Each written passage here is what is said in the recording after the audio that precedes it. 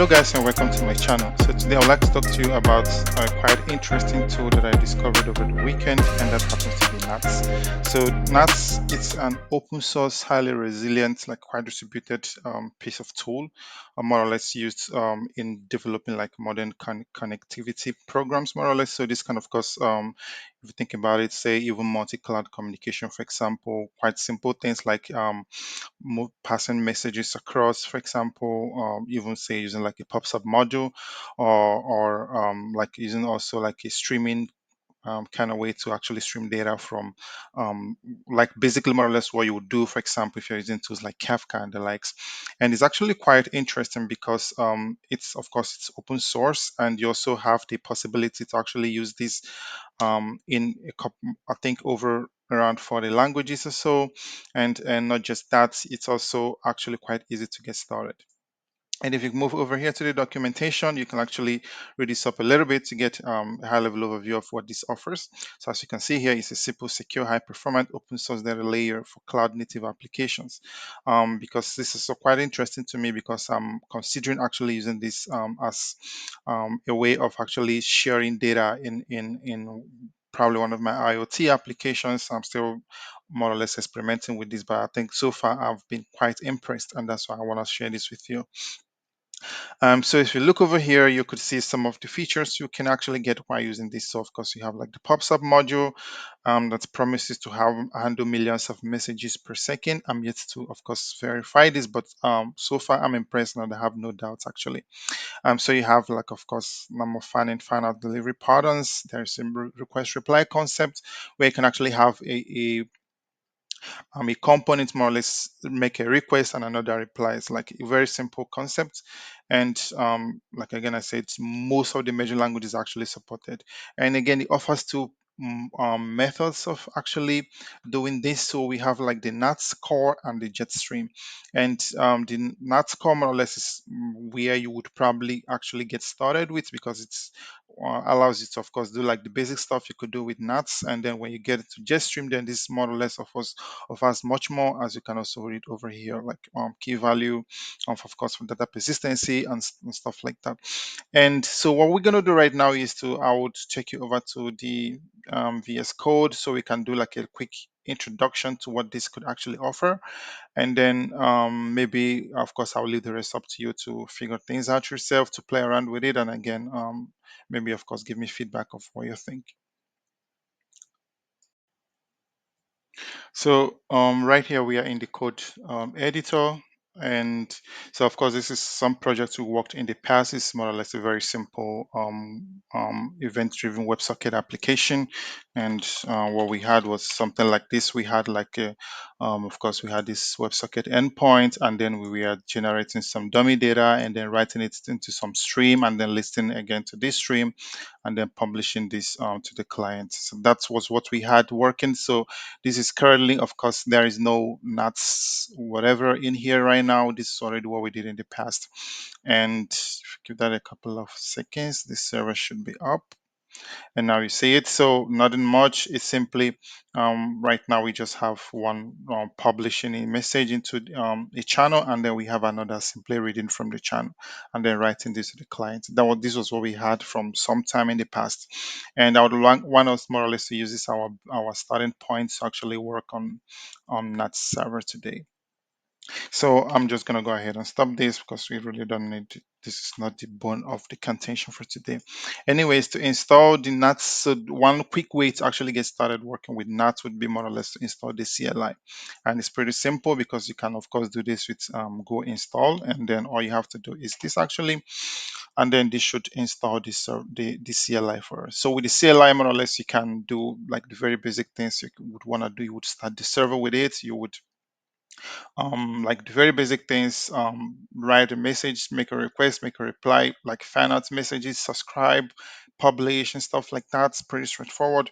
And we can of course start, of course when you have this installed, you should have access to this in your environment more or less. So now I can do some like NATS server run, and then this should start a server more or less for me local. I think I have this already running somewhere, and I have to stop this more or less.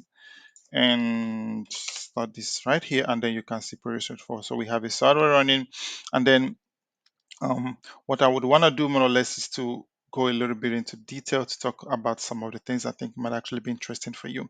So if you look over here, we have a user that is created for us by default. So you can see the user over here and of course the password. And now we have the context. So the context, you can think of it more or less as a development environment, and this also what we get created for us by default. And this is of course something we can actually more or less switch to this, for example, and then always work with this for every of our subsequent comments. Anyways, I would of course stop the server.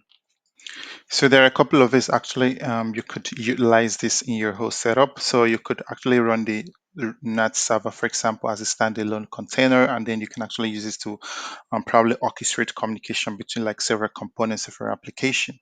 And for me, this would be something I hope to do more or less in the future regarding, of course, some real application that would have to work in the future. And if you read through the documentation on the internet, you would there's tons of information actually on how to actually get started with the CLI. So like doing things like sending messages like a request and then getting a reply, and creating publishing to a simple topic and then subscribing to that topic as well and stuff like that. And that's all interesting. But what I would really want to do in this tutorial more or less would be to actually run the NATS server within our Go application. So I could have NATS running on the side more or less, and then have my Go application just listen to it, maybe publish and subscribe to it. And that's also quite interesting. Maybe that's also something I would go ahead and show you right away, so you get what I mean. So to give you an idea of what I'm talking about, I'm probably just gonna maybe close all of this. We don't need all of this for now, and then I'm just gonna go to the main file, and then maybe I just comment out our main function for now and create a new one. I don't want it to coincide because I want to show you what I'm actually talking about. So the plan is actually more or less to have a server run on the side, and just connect to it from my application. So again, like I told you, I'm just going to provide a link where you can read this up on the internet, but it's actually pretty straightforward. It's way better explained than I probably could ever will how to work with the CLI with this. But of course, that's not really the most interesting part for me. I want to see this actually how I can easily bake this into my code. So that's also what's important, interesting for me. So I'll open a new terminal, and it's probably going to be a git bash. And I have the server already installed as well. And I will show you more or less how you can actually do this if you want. I think I have this probably running somewhere because I've been playing around a lot, and I can start it again. And now I have the server running. Actually, if you see over here, it's running at port 4222. So what I want to do more or less is to connect to this from Go using using a client in Go. Of course, this is, like I said, this is possible within a couple of the major languages you can think of: Java, Python, Rust, Go, .NET, whatever the case may be. Most of the popular languages are already covered actually. So they have like clients you can actually use to connect to the server. And so what I would want to do is actually going to be pretty straightforward. So I would need to simply do nats.connect, and I just simply need to provide this URL down here, as you can see. So I'm just going to type it in here. So o.o, oh, come on, o.o.o.o, and then we need to go to 4222. So this is the port.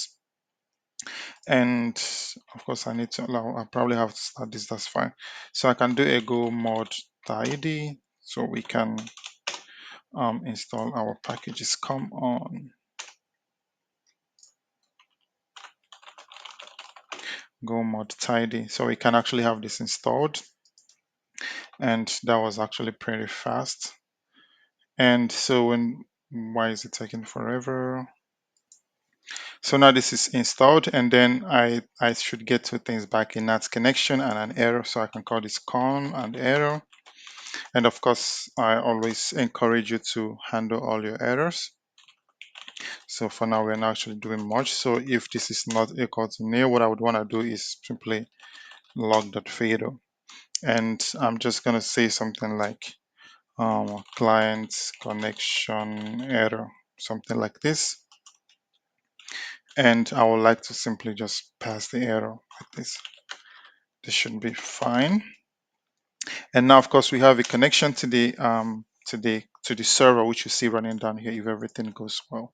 So at this point, what I would want to do more or less is I need to defer the drainage of this client. So I can do um, um, what I need to do more or less would be yes, con.drain. And of course, I defer this. So now I have the connection. What I would like to do more or less is something quite straightforward. I mean, something not so complex that we can all actually follow along with. Sorry, this should be fatal F because we have to, of course, do some string formatting.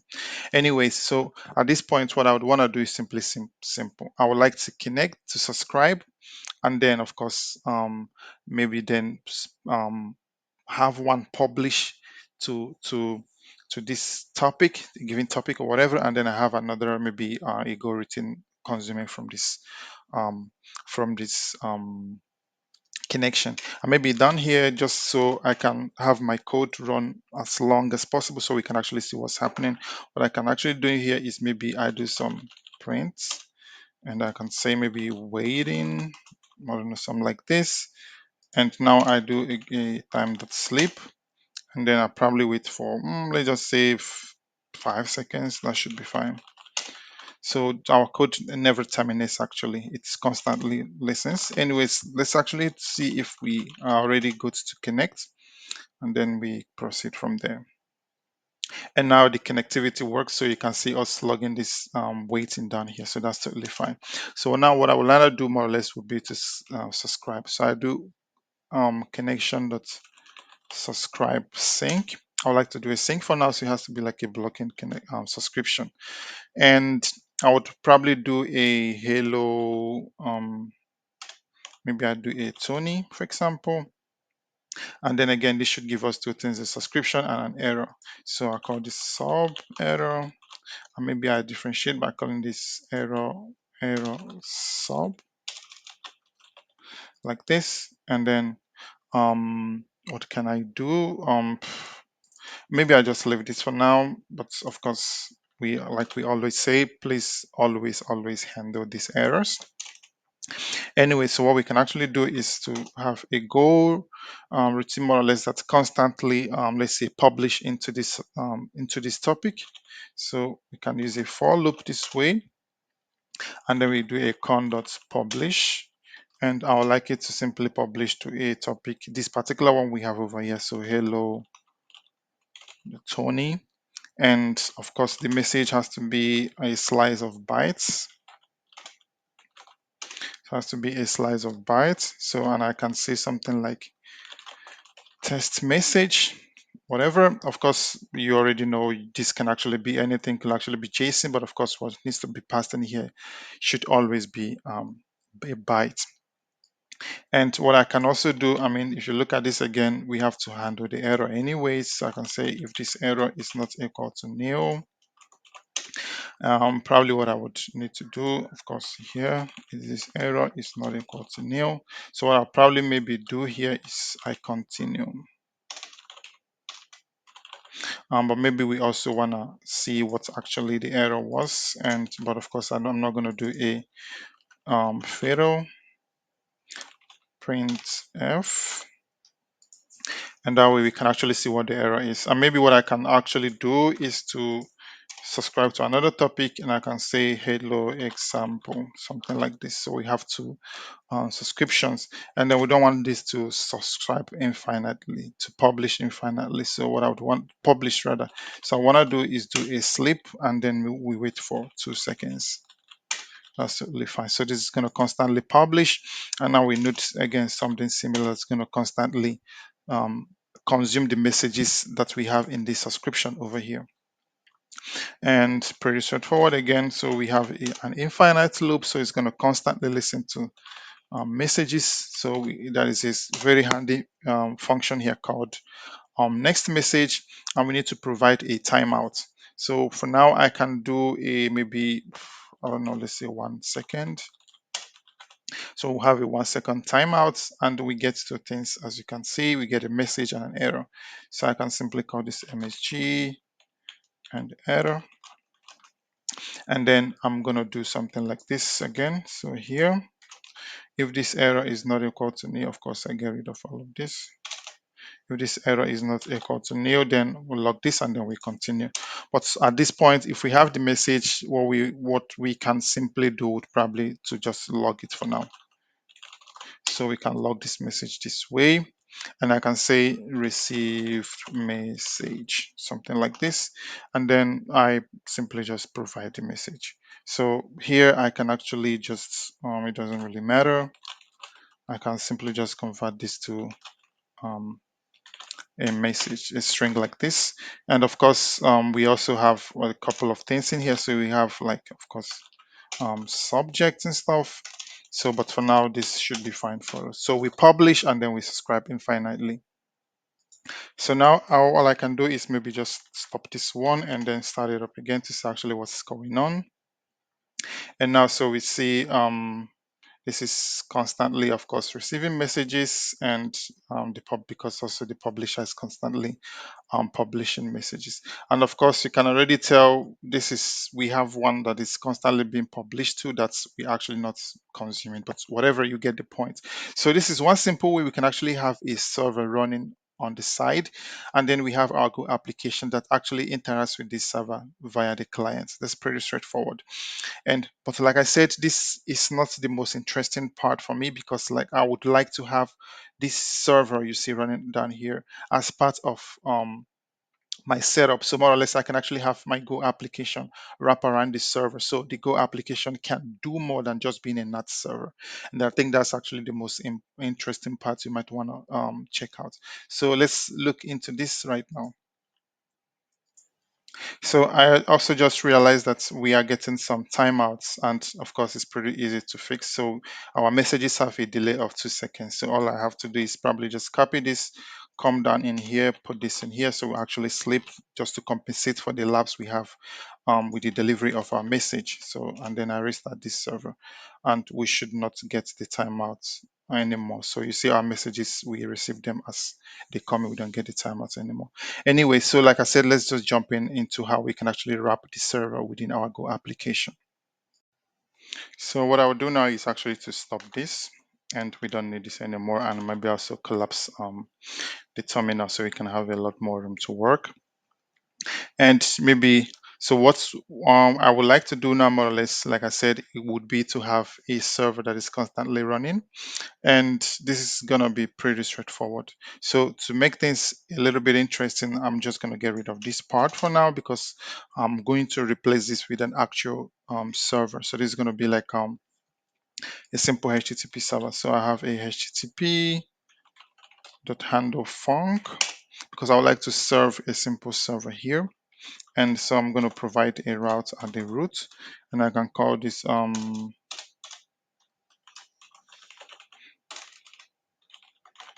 handle root like this. And now I come down in here and handle this function, of course, that's totally fine. So this is going to be a simple HTTP server. So HTTP response writer, and of course, HTTP request like this. And it's not going to do anything much. It's going to just do a print F. And what can I? So of course, I need to provide this, and then I need to provide some string. And why do I have an error? Of course, I'm not doing any formatting here. So what we can actually do is, maybe I can do something like hello from the root, like this. And oh, my bad, I would of course need to replace this with fprint f like this. And then so I simply say something like hello from the root, and then this would be our simple server. So, but again, we still have these clients all over here. So we still don't have the server in here. So, but just to see if what we want to do, we already have all this working. So I can comment all of this out, and then we bring up our terminal again. So we do a go run main.go, and maybe I also stop the server, of course. And we seem to, yes, of course, we are not serving the server. So I can come in here and do a single log.fader, and then in here I do a http dot listing and serve. Of course, it's not going to be https, and it's going to be at port maybe 8080, and I just pass in new here, and then let's start this one more time. Of course, clean this out, and our server should be up, so we can now do a call at localhost 8080, and this should of course be fine. So this is totally fine. So I'm just going to stop this and then collapse this terminal one more time so we can actually focus on this part. So to get started, what I need to do actually here is pretty straightforward. So I need to use this server package that is of course in Go, and I need to of course specify some functions. So I can some options rather. So I can do server.options, and of course this should be coming from, so let's do a simple server.new server. Yes, this guy. And now I have to of course install this, so we do a go mod tidy. Oh, this is not saved, so let's do that one more time. Go mod tidy, and then this should of course install this package for us, as you can see here. And now I wait a little bit before I collapse this one more time.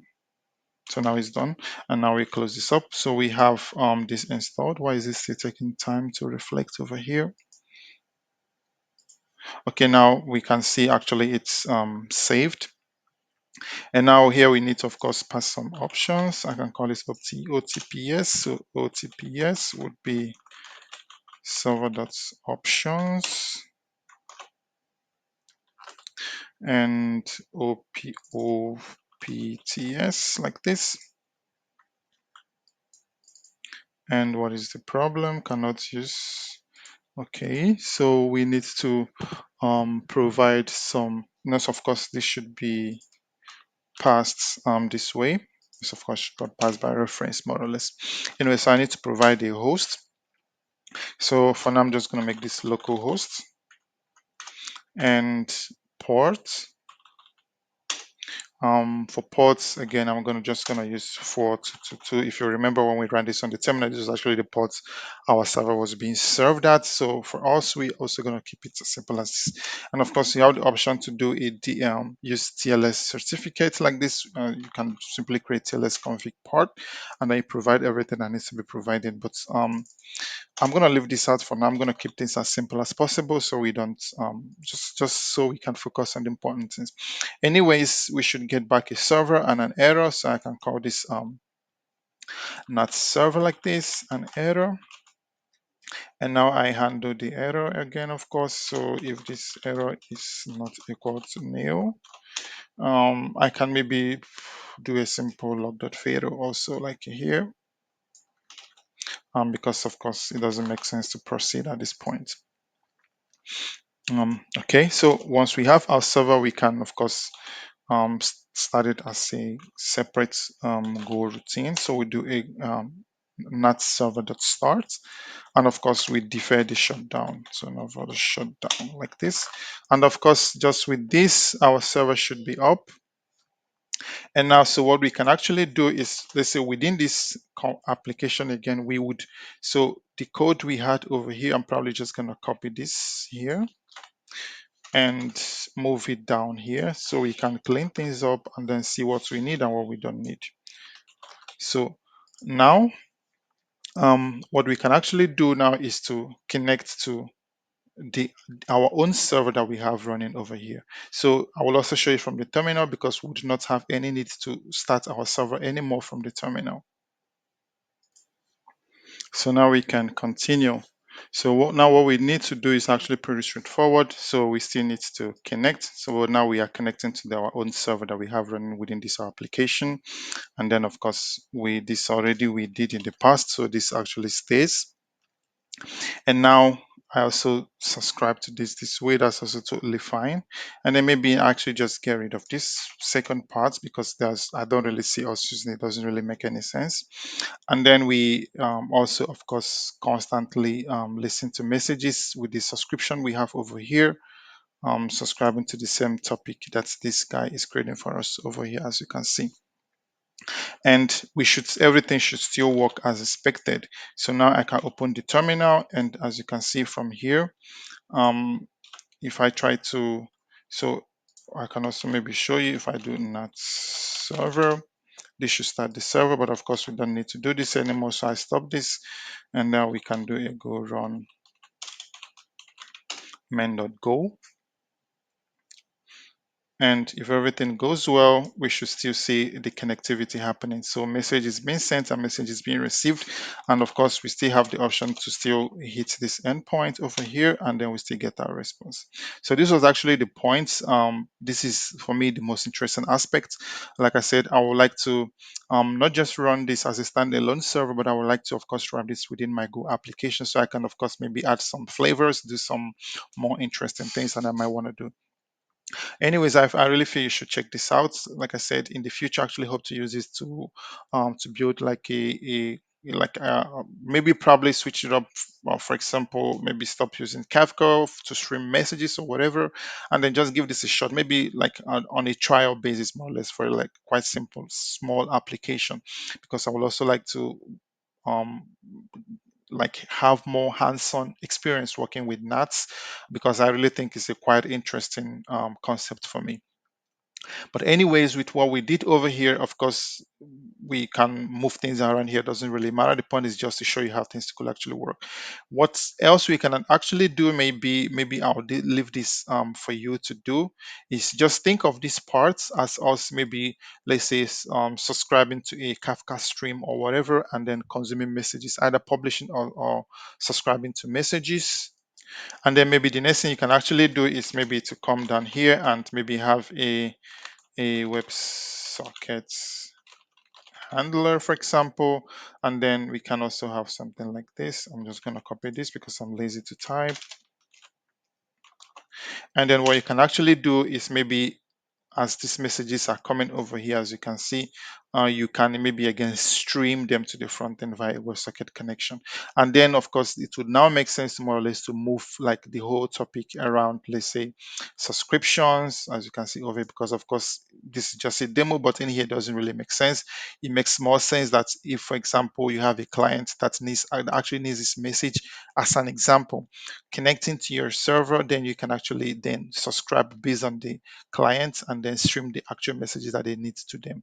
But of course, this is not limited to working on like, let's say, an event-driven application where I simply need to stream some data to the client. It can also be communication between servers, also even between multi-cloud. It's actually like a really cool multi-tenant setup, like a really interesting one, and I really think you should, of course, give it some thoughts. So that's actually the core of what I wanted to show you today. And of course, going forward, I will also, of course, keep you in the loop when I actually use this in production code.